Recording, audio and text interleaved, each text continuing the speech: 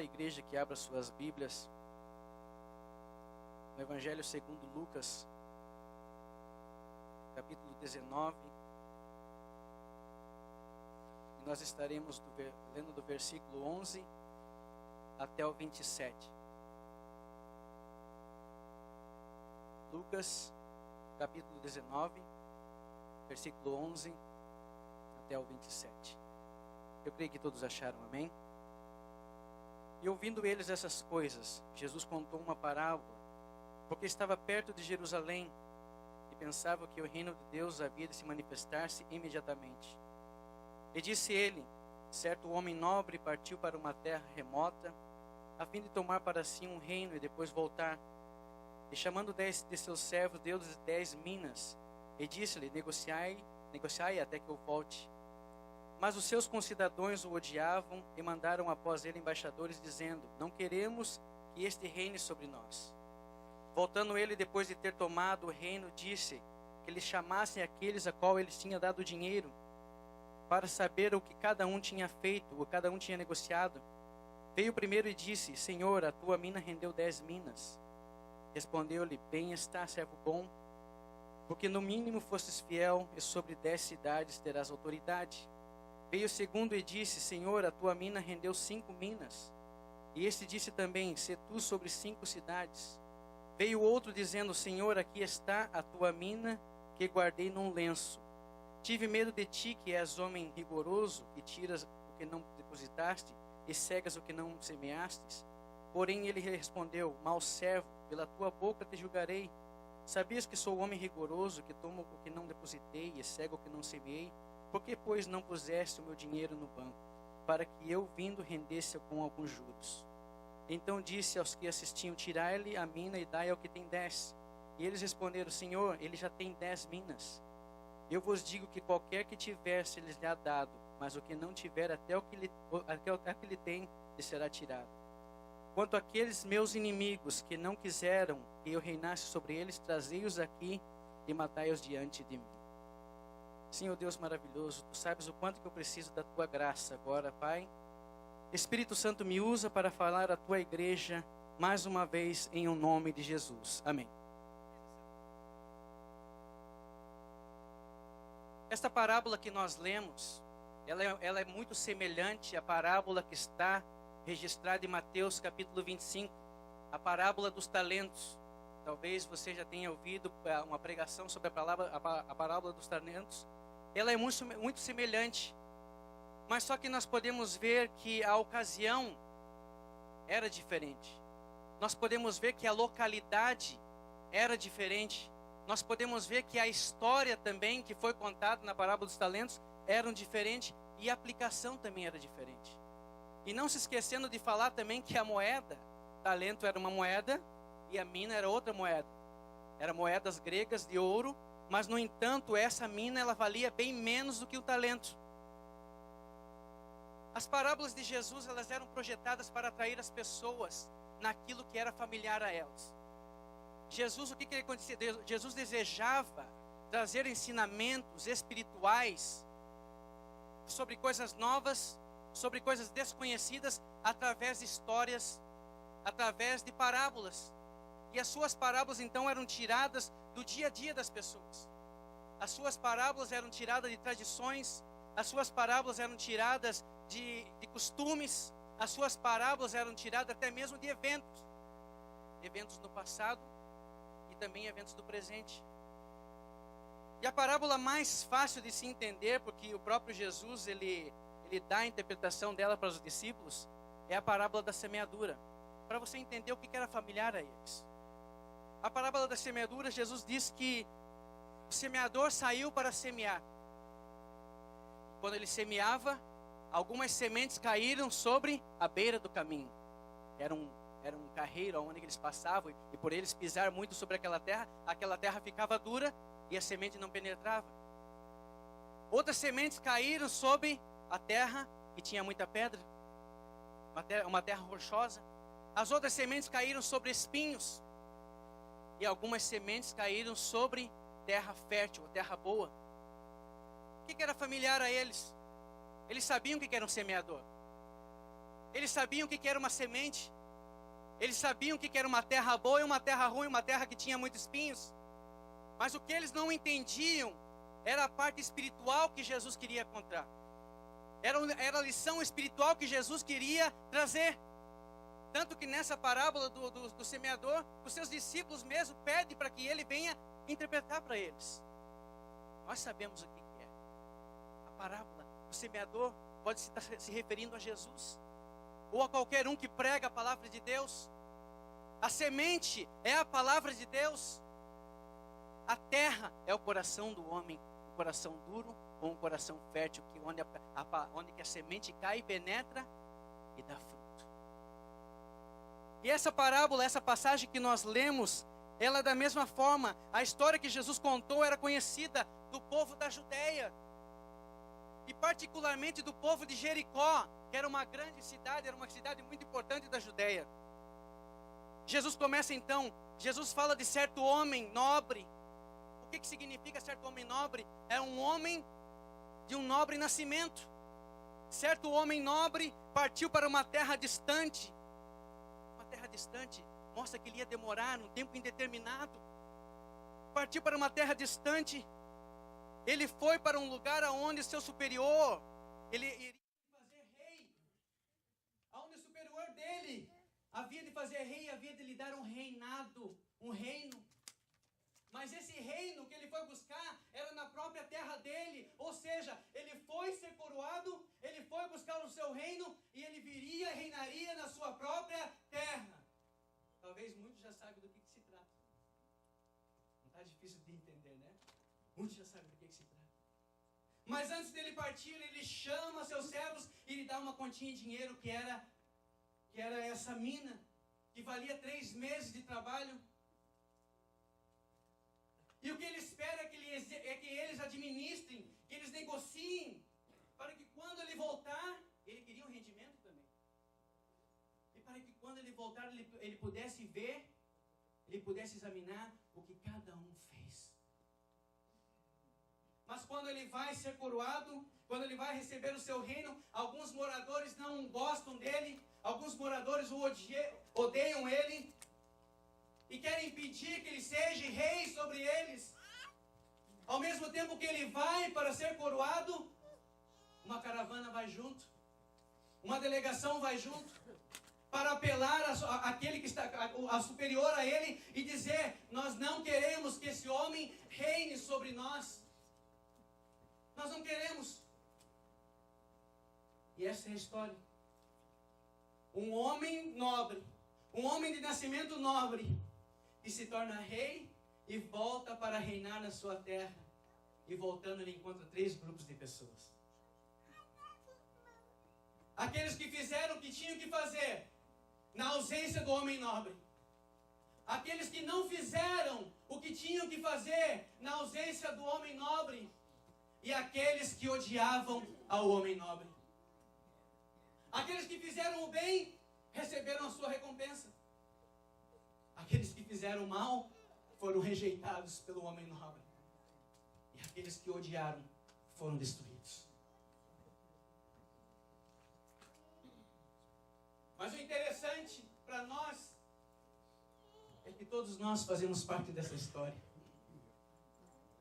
E só existem 3 possibilidades.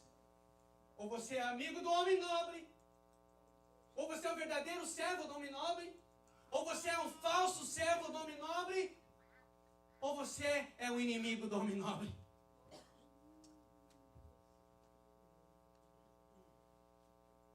Mas o que era familiar nessa história? O que era familiar a eles nessa história? Reis era familiar, recompensa era familiar, castigo era familiar, mas havia algo de mais específico e mais familiar nessa história, porque aconteceu algo muito semelhante na Judeia, e especialmente em Jericó. No ano 40 a.C., Herodes o Grande, e esse grande, por causa ele mesmo de ser muito modesto, ele que coloca esse grande, viu? Herodes o Grande, ele faz então a sua jornada para Roma. Ele estava indo para assegurar o seu reino. E ele foi para fazer um acordo com as autoridades romanas e também com César, para que ele reinasse sobre todo Israel. E ele reinou. Ele reinou até o ano 4 antes de Cristo. Mas um pouco antes dele morrer, ele fez um testamento, e no seu testamento estava descrito que quando ele morresse, os filhos dele, quando ele morresse, Israel seria dividido em 3 territórios, e os 3 filhos deles assumiriam o trono imediatamente. E o filho a qual foi entregue à Judeia, que inclui Jerusalém e Jericó, foi Herodes Arquilau. Por que eu falo Herodes Arquilau? Porque Herodes era um título e teve apenas 4 Herodes. E Herodes Arquilau, quando se falava de Herodes Arquilau, todo mundo sabia quem era, porque a fama dele era tão ruim. Ele era tão... ele era pior do que o pai dele, sanguinário, pior do que o pai dele. Você se lembra que o pai dele matou, Herodes o Grande matou as crianças quando estavam fazendo 2 anos, com medo que viesse o Messias, né, e tomasse seu reinado. Arquilau era muito pior do que o pai dele. Logo após a morte do pai dele, o primeiro ano do seu mandato, a primeira Páscoa, a primeira coisa que ele fez, no caso que era um costume dos reis dessa época, elevar o temor das pessoas, intimidá-las, ele pega e manda chamar 3.000 judeus e extermina os 3.000 judeus na frente dele. E as pessoas o odiaram. As pessoas odiavam ele. E chegou o tempo que era necessário que Arquilau fosse a Roma, porque era um costume. Todo príncipe, todo aquele de nascimento nobre, que iria receber um reino, que iria receber uma coroa, eles teriam que ir até Roma na presença de César. Então era necessário que ele fosse. Ele deveria ir para receber de César a aprovação. Se lembra que ele já estava reinando. Ele subiu ao seu reinado de imediato, por causa do testamento do pai dele.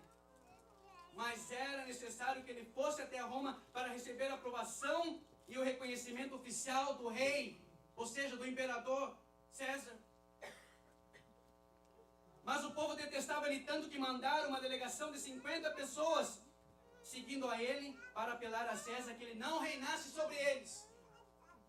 Ao mesmo tempo que Arquilau apelava a César pelo seu reinado oficial, eles apelavam a César dizendo: nós não queremos que ele reine sobre nós. Nós não queremos. Mas a apelação do povo não funcionou. Ele voltou como rei, reinou e com certeza teve seus acertos de contas.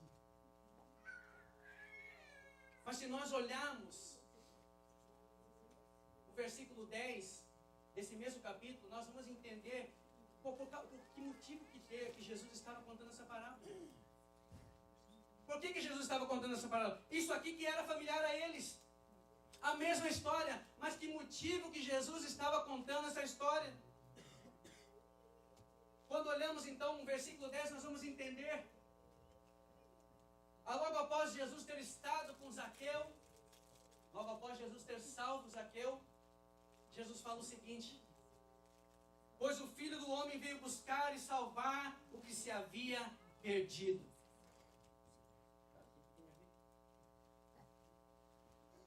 Jesus, preste bem atenção, viaje comigo agora de Jericó para Jerusalém. Faltava 8 dias apenas para Jesus morrer.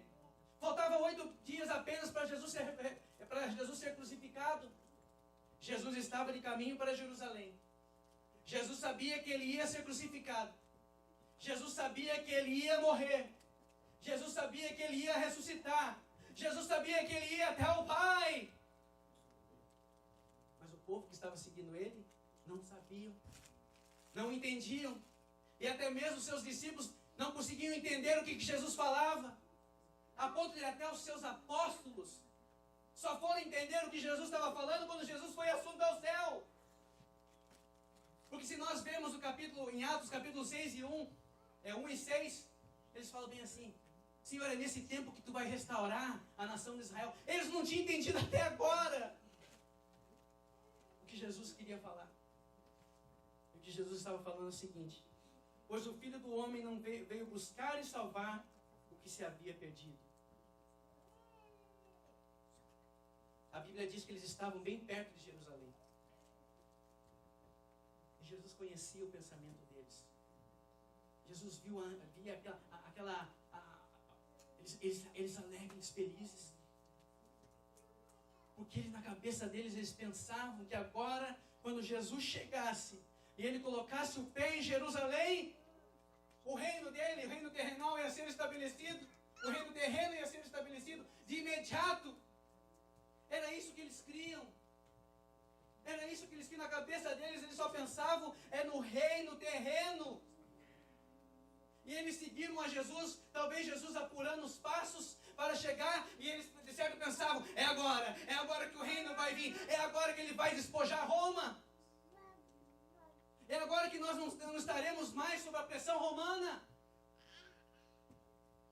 Jesus, conhecendo o pensamento deles, Jesus pega e muda esse pensamento errado que eles tinham.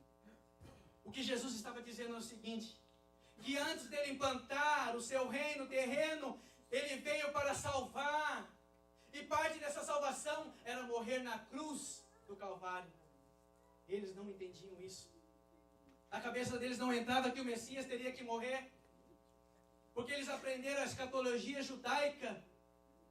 A escatologia judaica dizia que o Messias, ele viria, e quando ele descesse, quando ele chegasse na terra, o reino dele de imediato apareceria. Isso vai acontecer. Mas o que Jesus está falando para eles é o seguinte, não, eu não vim.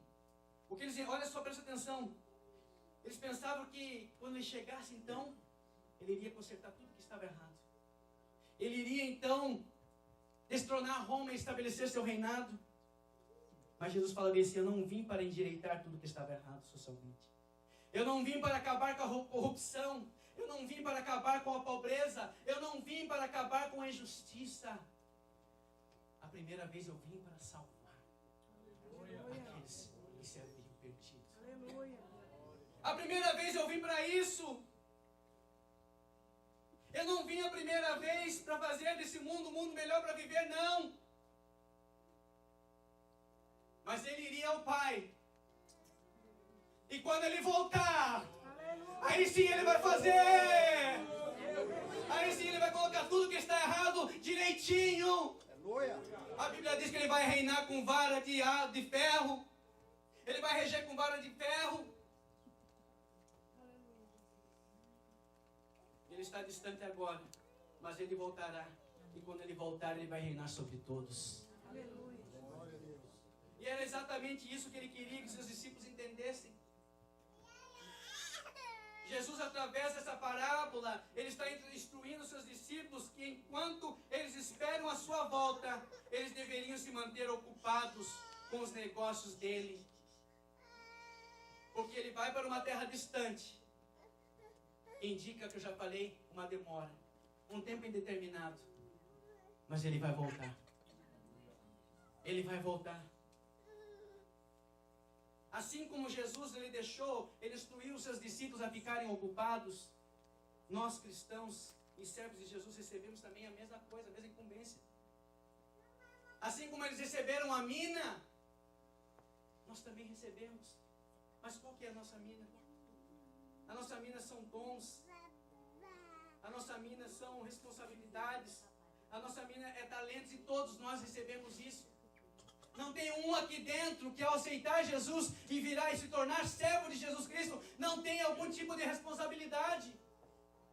Não tem um aqui dentro que quando aceitou a Jesus, passou a ser servo de Jesus, não sabe fazer alguma coisa para Ele, porque recebeu da mão dele. Você recebeu o talento, você recebeu a responsabilidade, você recebeu alguma coisa nas tuas mãos dele, você recebeu. Mas eu não sei fazer, eu não sei pregar, eu também não sei. Então, igual. Eu não sei pregar. Eu não sei, você sabe orar, meu irmão? Você sabe interceder por alguém? A minha mãe, desde pequenininha eu me lembro, a minha mãe, ela é uma intercessora. Ela é uma intercessora, ela sabe orar, ela tem gosto de orar pelos outros, ela gosta de orar pelos outros, fazer visita, é a paixão dela. Liga para lá para o Brasil, não dá nem para conversar com ela, porque eu estou indo fazer visita. Todos nós temos uma incumbência. Ele deixou na tua mão algo. E um dia, quando ele voltar, ele vai cobrar de você. Um dia ele vai requerer isso. Não é apenas nós vimos na igreja, sentarmos bonitinho, nos arrumar, sentarmos bonitinho nos bancos e ficar, não. Ele deixou algo na tua mão. Ele deixou algo na tua mão e você sabe o que é. Eu não sei. Eu sei o que é meu. Aquilo que ele deixou na minha mão, eu sei. E como demonstração de amor por esse algo que ele deixou na nossa mão, e por esse privilégio que ele nos dá de ser servos dele, precisamos viver uma vida que honre a ele na sua ausência.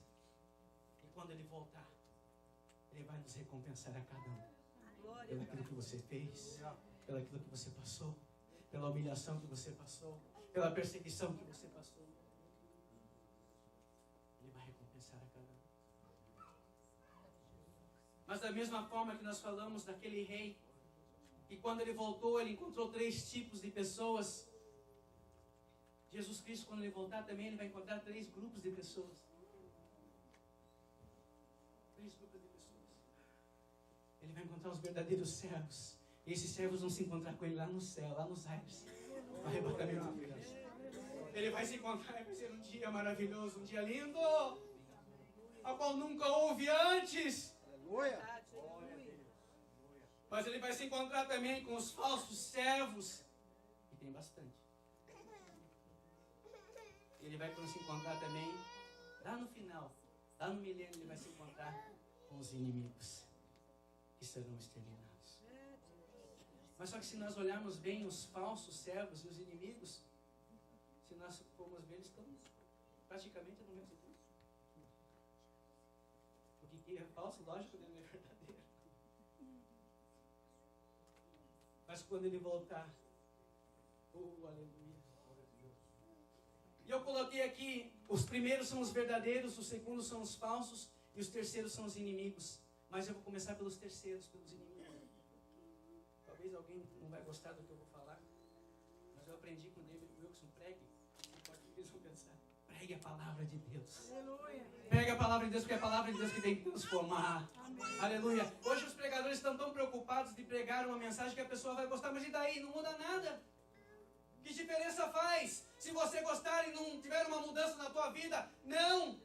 Certa vez Jesus estava pregando e uma palavra dura. Vocês só vêm quando eu estou alimentando vocês. Vocês só vêm receber milagres. Era assim que Jesus estava falando. Duro é esse discurso, que pregação difícil de escutar, Jesus. Começou a sair um por um.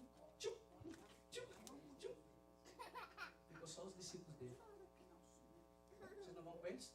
Para onde iremos nós, se só tu tens a palavra de vida eterna? É duro de escutar assim, mas é bom, é necessário. Nós precisamos de mudança todos os dias. Nós precisamos de uma mudança na nossa vida todos os dias. Se nós olharmos o versículo 14, fala o seguinte: mas os seus concidadãos o odiavam.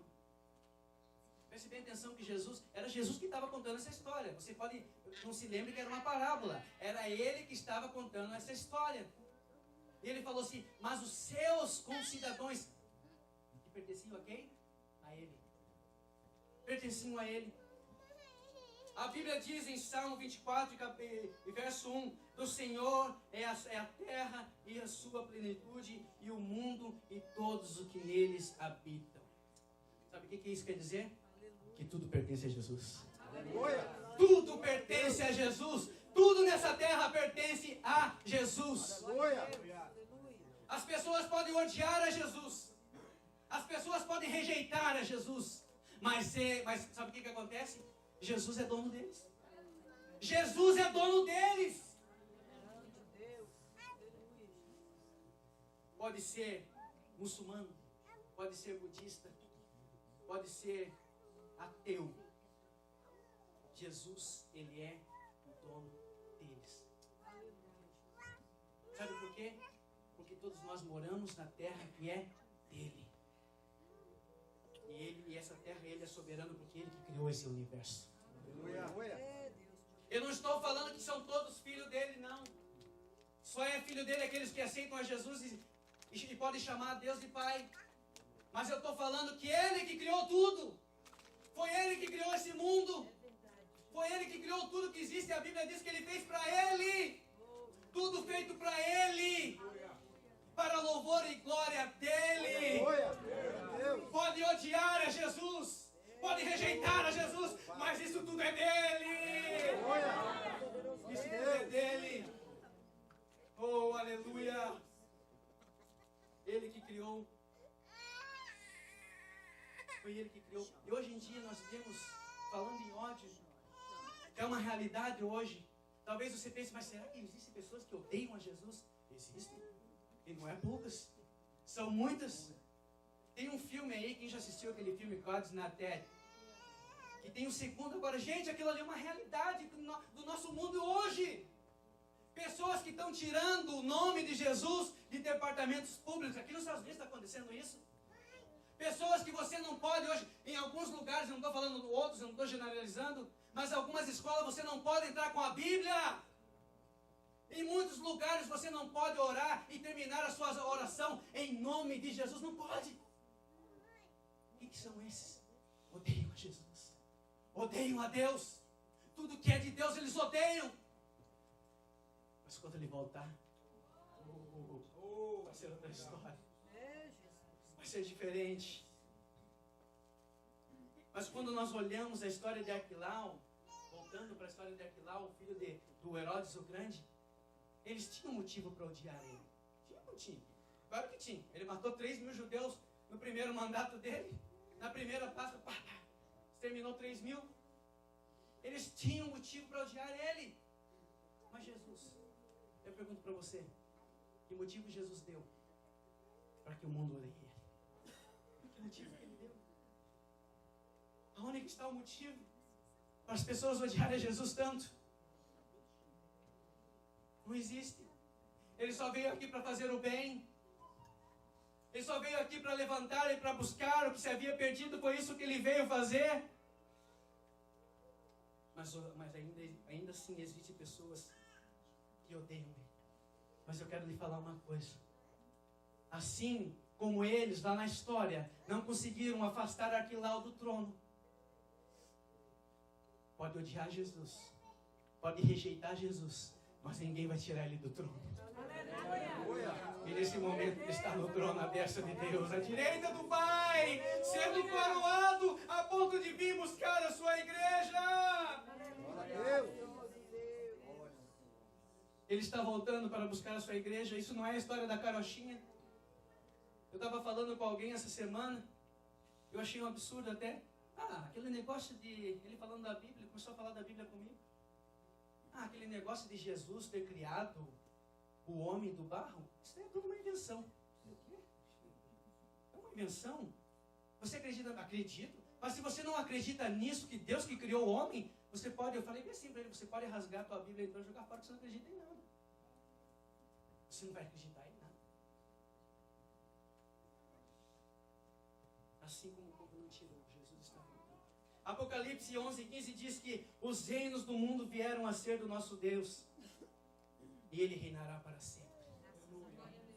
Filipenses 2:10, a Bíblia diz, 2:10 e 11, a Bíblia diz o seguinte: todo joelho se dobrará, e toda língua confessará que Jesus Cristo é o Senhor para todo sempre. Pode odiar, pode rejeitar, mas Ele é Senhor, Ele é Senhor, Ele é Senhor. Merecedor de toda a honra, de toda a glória e de todo o louvor. Se você está aqui é por causa dEle. Se você está aqui é por causa dEle, porque você tem vida, Ele te deu mais uma chance de estar na presença dEle, para exaltar esse Rei maravilhoso. Aleluia. E todos aqueles que odeiam a Jesus, odeiam o seu Evangelho, um dia vão ter que encarar Ele como Rei. E não somente como Rei, mas vão ter que encarar Ele como juiz. Esses são aqueles que odeiam a Jesus. Mas agora vem o segundo grupo, os falsos servos. A Bíblia diz assim: e veio outro, e esse outro no grego significa diferente. Ou seja, veio um servo diferente. Senhor, aqui está a tua mina, que guardei num lenço. A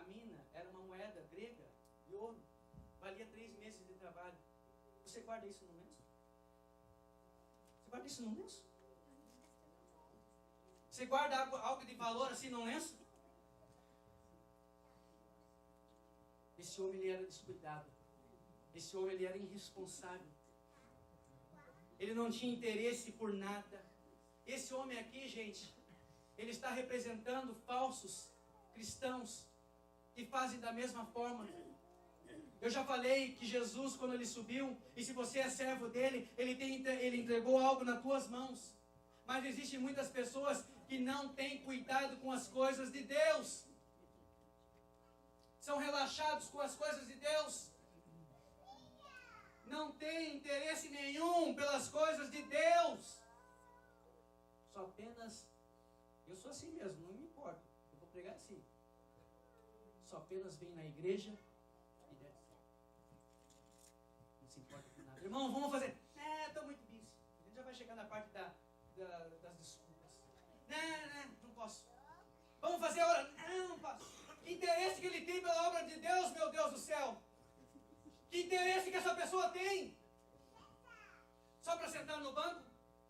Só para vir nos cultos dizer que é crente? Eu vou falar uma coisa. Esse que diz ser crente, Jesus um dia vai rejeitar. Vai rejeitar. Nossa, que palavra difícil. É verdade, está na Bíblia. Está na Bíblia.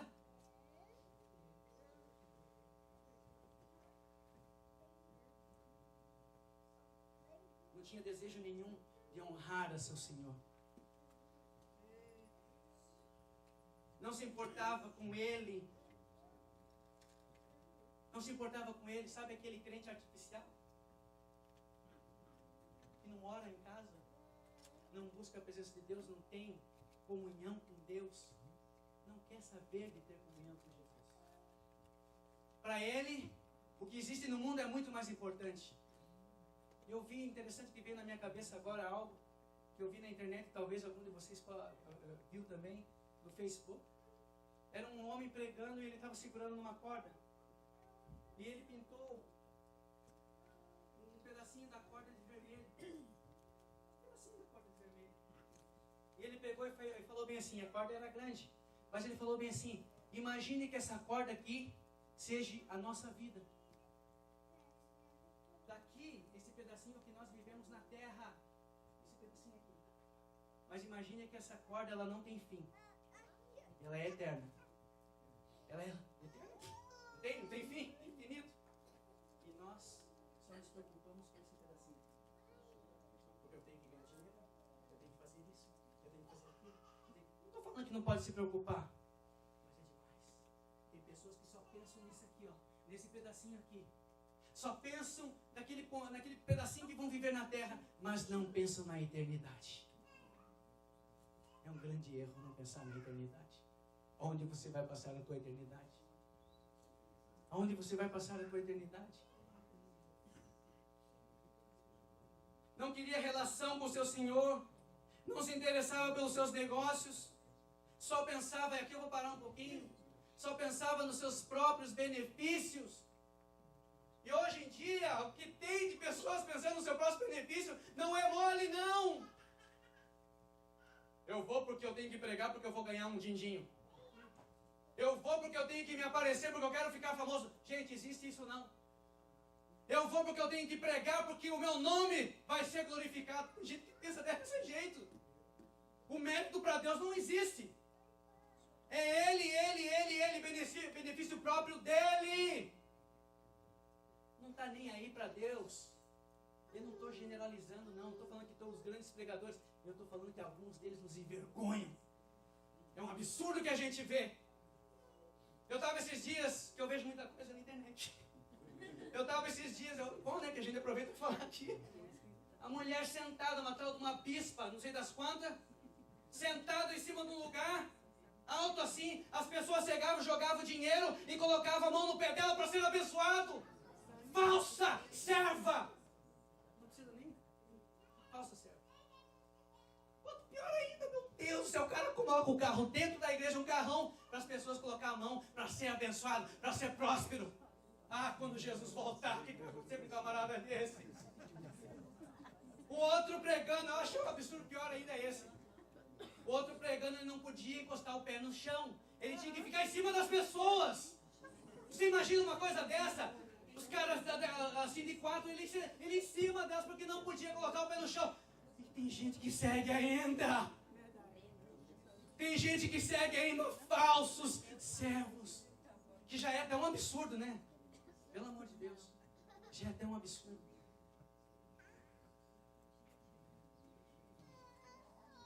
E o Senhor sabia. Você acha que Deus não sabe como você serve Ele? Você acha que Ele não sabe? O teu coração, como você serve Ele? Eu vou fazer, mas mais uma vez eu tenho que fazer. Você acha que Deus não sabe como você faz as coisas? Você acha que você está brincando com Deus? Ele não faz, não. Ele sabe muito bem como que você faz. Se você tem amor à obra mesmo, ou você está fazendo por obrigação, ou você está fazendo pelo pastor, ou você está fazendo pelo teu líder. Ele está vendo. Ele está vendo. Ele está contemplando a cada um. E olha o que ele fala para ele. E na conversa, de repente ele vem com uma conversa com Jesus, enche de desculpa. Eu fiz isso por causa disso.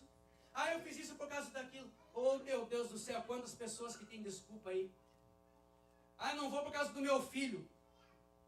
Não vou por causa do meu filho, não vou por causa da minha filha, não vou... Gente, imagine se tu tirasse o teu filho e a tua filha. Desculpa, sim, mas desculpa. Eu não vou porque a minha vida ainda não está muito bem com Deus. Então por isso que eu não estou fazendo algo para Deus. Conserta a tua vida hoje.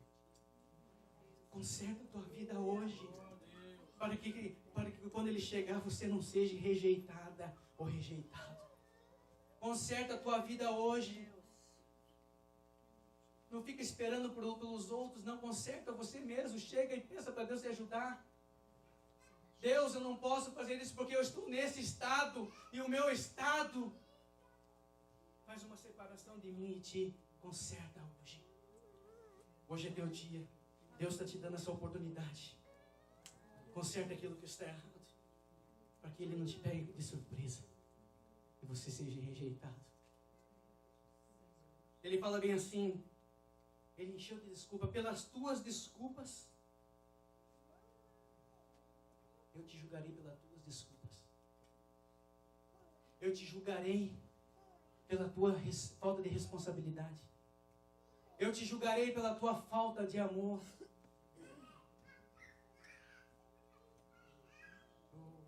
Eu te julgarei pela tua falta de compromisso. Eu te julgarei pelas tuas desculpas.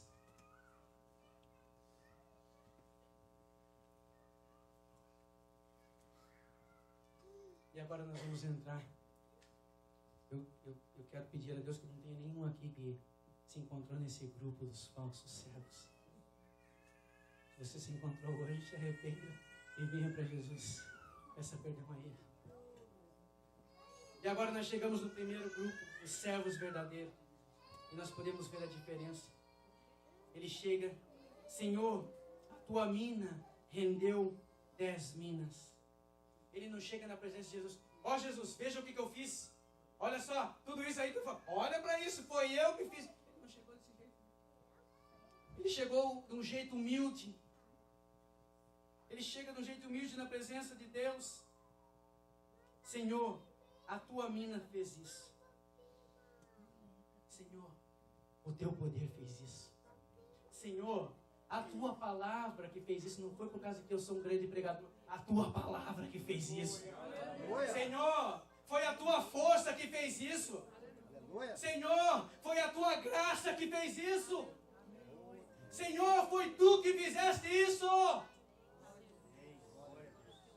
Não fui eu. Não é mérito meu, mas teu. Foi tu que fizeste isso. Muito bem, servo bom e fiel. Sobre o pouco fosse fiel, sobre o muito te colocarei. Reina sobre 10 cidades. E eu tenho para mim que esse reina sobre 10 cidades é o milênio. Que espera eu e você. Porque a Bíblia diz que nós um dia iremos reinar juntamente com Cristo. Como é bom servir a Ele. Como é bom servir a Ele. Como é bom servir a esse Deus. reine sobre 10 cidades. Você imagina de 3 meses de salário para cuidar de cidades, ser governador de cidades. Chegou o outro servo, o segundo servo falou bem assim: Senhor, a tua mina rendeu 5 minas. Nem todos têm o mesmo dom. Nem todos têm os mesmos ministérios. Nem todos têm as mesmas oportunidades. Nem todos têm as mesmas influências. Mas o negócio é o seguinte: quando você faz de coração para Deus, quando você faz conforme a tua força alcança, Ele vai te recompensar da mesma forma. Ele vai te recompensar da mesma forma. Se nós servirmos Deus, e se nós realmente fazemos com amor, Ele tem o que nos recompensar. Tem o que nos recompensar. E olha só que Ele é um Jesus muito generoso. Esse Jesus é um Jesus muito generoso. Quando nós cuidamos do negócio dele, Ele retribui abundantemente. Esses servos retribuíram tudo, todo o crédito, todo o mérito era do Senhor. Porque por causa dele que tudo isso aconteceu, por causa da sua mina, por causa dele que tudo isso aconteceu. O que significa isso? Eles amavam Ele. Eles tinham prazer em fazer a obra do Senhor. Eles tinham prazer em cuidar dos negócios do seu Senhor. Eles amavam fazer a cada coisa que o seu Senhor pedia, eles amavam fazer. Glória a Deus. E eles, quando o seu Senhor voltou, eles receberam as suas recompensas. Eu quero convidar a igreja para estar em pé.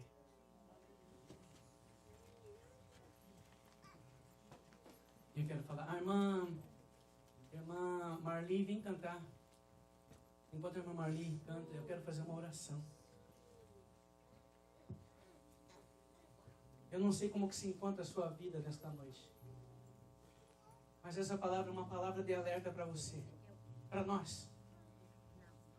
Jesus Cristo, Ele está voltando.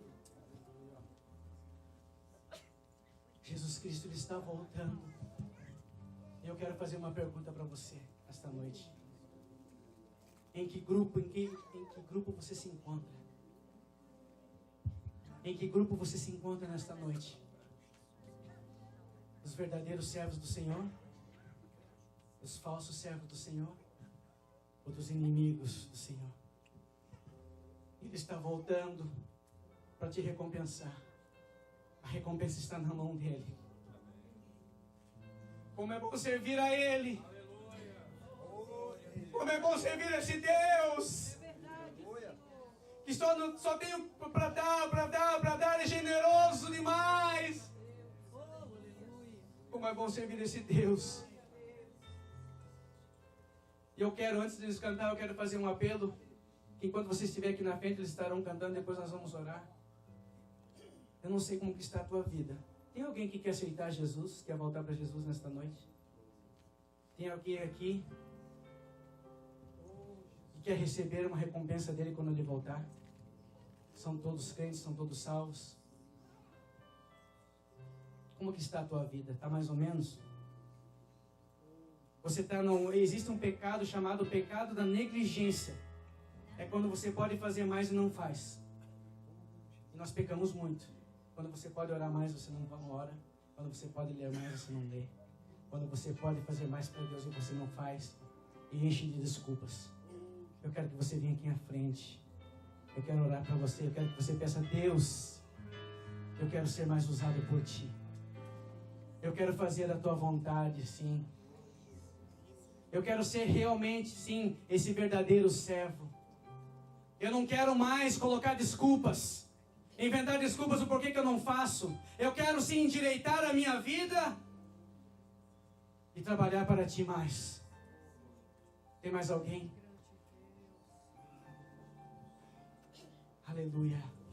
Deus está te dando uma oportunidade de você fazer mais para Ele. Ser um servo, realmente um servo fiel a Ele. Tem muita coisa para nós fazermos. Você tem colocado, sim, você tem dado fruto? Tem rendido aquilo que Deus tem colocado nas tuas mãos? Tem rendido os talentos que Deus tem colocado nas tuas mãos? As responsabilidades que Deus tem colocado nas tuas mãos, como que está? São só esses para orar? Pode cantar. Enquanto eles cantam, você sentir de vir aqui à frente, venha. Oh, aleluia. Aleluia. Aleluia.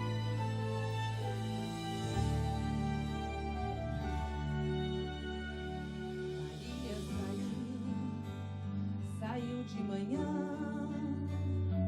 foi ver o mestre que estava ali. Tomou por surpresa quando não avistou. Maria chorou e até perguntou o que fizeram com ele. A voz perguntou, por que choras, mulher? Pra onde levaram meu mestre daqui? Responda pra mim, responda pra mim. E a voz lhe falou, ele não está aqui, porque já ressuscitou. Nem mesmo a morte pôde parar o dono da vida.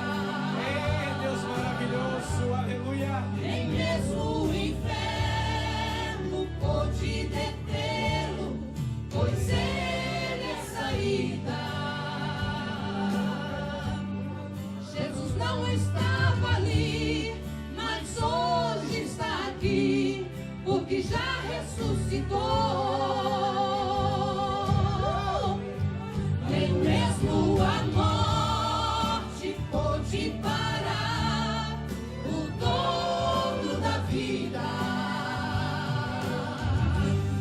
Nem mesmo o inferno pôde detê-lo, pois ele é saída. Jesus não estava ali, mas hoje está aqui, porque já ressuscitou. Aleluia, aleluia, Santo Deus, maravilhoso Deus, exalta esse nome, exalta Ele, você tem motivo suficiente, aleluia.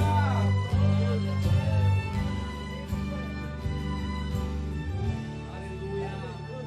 Voz perguntou, por que choras, mulher? Pra onde levaram meu mestre daqui? Me diz, por favor, responda pra mim. E a voz lhe falou, ele não está aqui, porque já ressuscitou. Nem mesmo a morte pôde parar o dono da vida. Nem mesmo o inferno pôde detê-lo, pois ele é a saída. Jesus não estava ali, mas hoje está aqui, porque já ressuscitou. Nem mesmo a morte pôde parar o dono da vida. Nem mesmo o inferno pôde detê-lo, pois ele é a saída. Jesus não estava ali, mas hoje está aqui, porque já ressuscitou. Jesus não estava ali, mas hoje está aqui, porque já ressuscitou.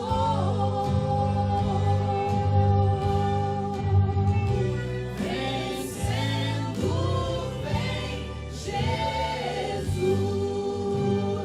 Aleluia, glória a Deus, glória a Deus, glória a Deus. Esse nosso Jesus está voltando, aleluia. Pai querido, nós agradecemos a Deus amado, por cada vida que aqui está, ó Pai amado. Eu desconheço, ó Deus maravilhoso, o pedido deles, ó Pai, o que acontece com a vida de cada um, ó Deus amado. Mas eu lhe peço, ó Pai amado, que Tu venhas abençoar, que Tu venhas mudar, que Tu venhas dar força, ó Pai querido. Em o nome de Jesus, que Tu venhas, ó Pai amado, sempre estar com as Tuas mãos estendidas sobre a vida deles, ó Pai, protegendo, guardando, dando força, ó Pai amado.